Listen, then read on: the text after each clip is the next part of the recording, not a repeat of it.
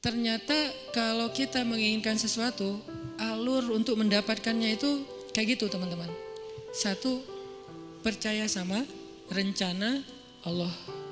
Disebut dengan istikharah, minta pendapat Allah.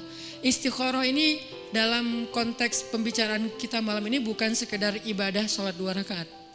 Walaupun secara ritual dia adalah sholat 2 rakaat, tapi secara nilai dia bukan hanya soal sholat 2 rakaat, tapi soal bergantung kepada Allah, minta pendapat Allah, nanya kira-kira menurut Allah gimana nih.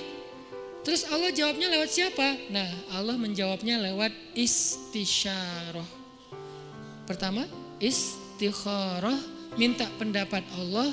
Ya Allah, beri saya petunjuk, ini mau gimanain, ini apa yang harus saya lakuin. Nanti Allah nitip jawabannya lewat istisyarah. Istisyarah itu meminta nasihat orang-orang yang lebih paham, ulama, kiai, ustadz, siapa lagi, guru, orang tua, orang yang lebih bijak dari kita yang banyak pengalaman dalam urusan tersebut. Kita minta pendapat mereka, biasanya Allah nitip jawaban itu melalui lisan-lisan mereka yang terjaga. Karena memang Allah mengatakan auliaullah, wali-wali Allah itu ketika dia sudah dekat dengan Allah, maka Allah menjadi pendengarannya, Allah menjadi penglihatannya. Maksudnya yang dia lihat itu sesuai dengan yang Allah inginkan, yang dia dengar itu hanya yang Allah ridhoi, yang dia ucapkan hanya yang Allah ridhoi. Artinya lisannya, telinganya, matanya udah terjaga, selain pikiran dan hatinya pastinya terjaga. Nah, orang kayak gini tuh utusan Allah setelah Rasulullah SAW dalam wujud ulama, da'i, bukan dalam wujud nabi dan rasul, karena tidak ada lagi nabi setelah Rasulullah. Jadi kita kalau mau tahu Allah nitip pesan ke kita, cari tahunya ke ulama.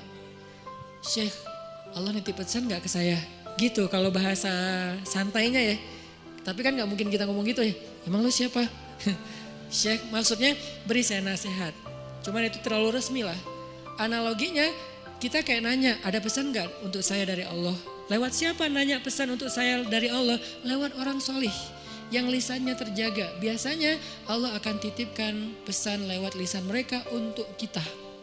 Ini namanya istisyarah, meminta isyarat. Isyarat itu bahasa Arab yang jadi bahasa Indonesia. Isyarah jadi isyarat. Isyarat itu artinya petunjuk. Jadi kalau ada yang ngasih isyarat berarti ngasih petunjuk. Itu arti sebenarnya dari isyarah. Jadi istisyarah meminta isyarat atau meminta nasihat yang sifatnya menunjukkan jalan mana yang baik yang harus kita jalanin. Karena Allah gak bicara langsung kepada kita dalam bahasa wahyu kecuali apa yang sudah diwahyukan di Al-Quran. Karena yang bicara langsung dengan wahyu itu kan hanya para nabi. Kita kan gak bisa langsung wahyu turun dari langit, saya baru dapat wahyu, gak bisa kan. Kadang-kadang kita kayak kegeeran gitu, saya baru dapat ilham, padahal bukan ilham gitu kan. Ilham dari siapa dulu nih? Bisa jadi ilham dari wasawisus syaitan. Siapa tahu ilham kita tentang komen, tentang caption, tentang postingan, tentang repost, broadcast, itu bukan dari Allah, dari setan, karena tidak terjaganya kita. Kalau para ulama, insya Allah mereka terjaga, Allah yang jaga mereka.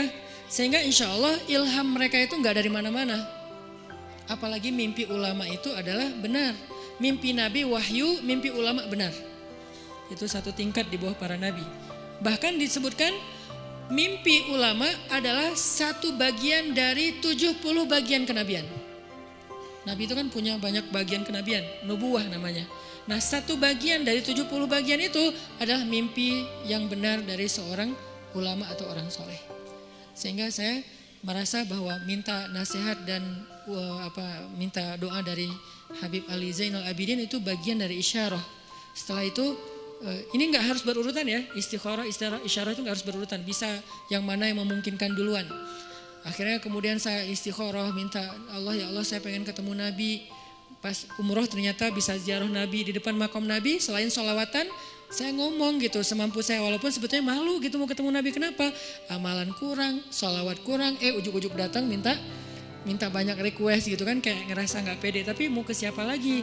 Meminta nasihat dalam bahasa kayak apa ya? Kayak orang lagi berkunjung gitu.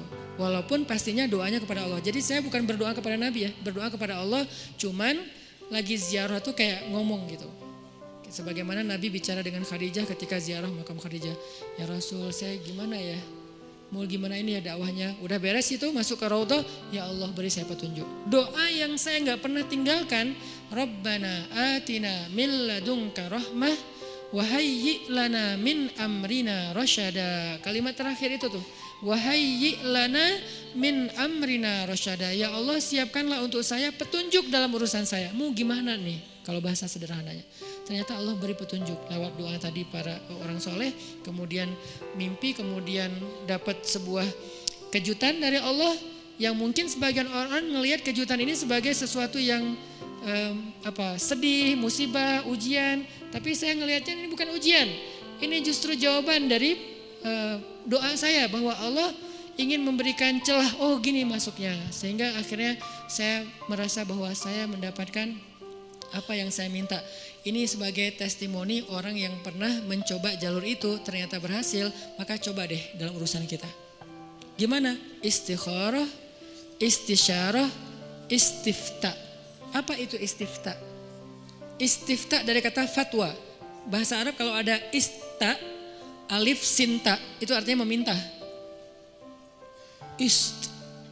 Apaan minta apa gitu. Ini kode gitu. Jadi kalau dalam grammar bahasa Arab ada alif sin ta, itu artinya meminta. Jadi kalau istisyarah meminta isyarah, istikharah meminta khiyarah, istifta meminta fatwa. Jadi minta fatwa. Minta fatwa itu mana? Halal haram, benar salah, hak batil, mana yang harus saya pilih. Nah itu namanya istifta. Sehingga datangnya harus kepada ulama. Kalau istisyarah boleh ulama, boleh orang bijak, boleh orang tua, boleh orang soleh yang ahli ibadah gitu kan. Bisa jadi ahli ibadah itu teman kita sendiri atau siapapun yang kita kenal. Tapi kalau istifta harus ulama.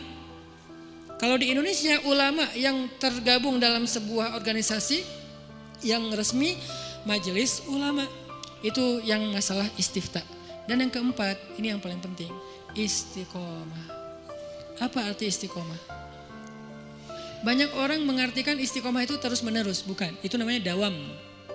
Kalau kita sholat tahajud setiap malam selama setahun namanya dawam dengan tahajud. Disebut orang yang qawwam. Kalau sekali doang, qaim. Kalau kita puasa setiap Senin Kamis selama bertahun-tahun namanya dawam, berpuasa. Disebut dengan sawam. Kalau sekali doang, soim. Kalau cewek, soimah. Nih, berarti soimah ini puasa cowok, puasa cewek. Soimah. Kalau udah sering, sawamah. Kalau qiyam, qaimah. Kalau udah sering, qawwamah. Itu dalam bahasa Arabnya. Nah, itu namanya dawam, terus-terusan, daimun gitu kan. Mereka selalu dawam.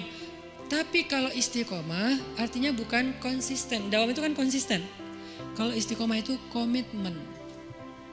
Apa bedanya? Kalau komitmen itu tetap on the track apapun yang terjadi. Itu namanya istiqomah. Gak mau keluar dari garisnya. Gak mau keluar dari fisabilillah. Gak mau keluar dari syariat. Dengan batasan syariat yang luas pastinya. Jangan sampai kita menuduh orang udah keluar dari batasan syariat padahal batasan kita sempit. Bisa jadi dia gak keluar. Cuman batasan kita yang sempit. Harusnya syariat itu luas. Keluasan syariat tergantung wawasan Islam kita. Ada yang mengatakan, itu gak boleh, padahal boleh. Kenapa dia bilang gak boleh? Karena mungkin dia baru tahu satu dalil. Itu haram, padahal makruh. Itu makruh, padahal mubah gitu kan. Nah intinya kalau kita gak keluar dari batasan syariat apapun kejadiannya, kita disebut orang-orang yang istiqomah. Komitmen dengan Islam. Kalau komitmen, Allah pasti bantu. Innalladzina qalu rabbunallah tsumma istaqamu. Allah bantu apa? Tatanazzalu alaihil malaikah, malaikat turun. Kemudian Allah menolongnya, Allah menjauhkannya dari musuh. Nah ini 4 cara untuk sampai kepada kebaikan yang kita harapin. 1, minta pendapat Allah. 2, minta pendapat orang bijak. 3, minta pendapat ulama. 4, kalau udah tahu dari 3 itu ilham, kemudian isyarah, kemudian fatwa, maka fastaqim. Fastaqim. Tetaplah di situ, jangan melenceng walaupun sekedar mata ataupun perasaan. Apalagi sampai kaki kita melenceng. Walaupun sekedar mata aja Atau perasaan Rabbana la tuzigh qulubana. Ya Allah, jangan biarkan hati kami tergelincir. Ya muqallibal qulub tsabbit qulubana. Allahumma habbib ilainal iman. Jadi kita minta kalau kayak gini, insya Allah teman-teman gak usah khawatir. Bilang ke mereka, kata Allah, Allah takhafu, janganlah kalian takut karena Allah bersama dengan kalian.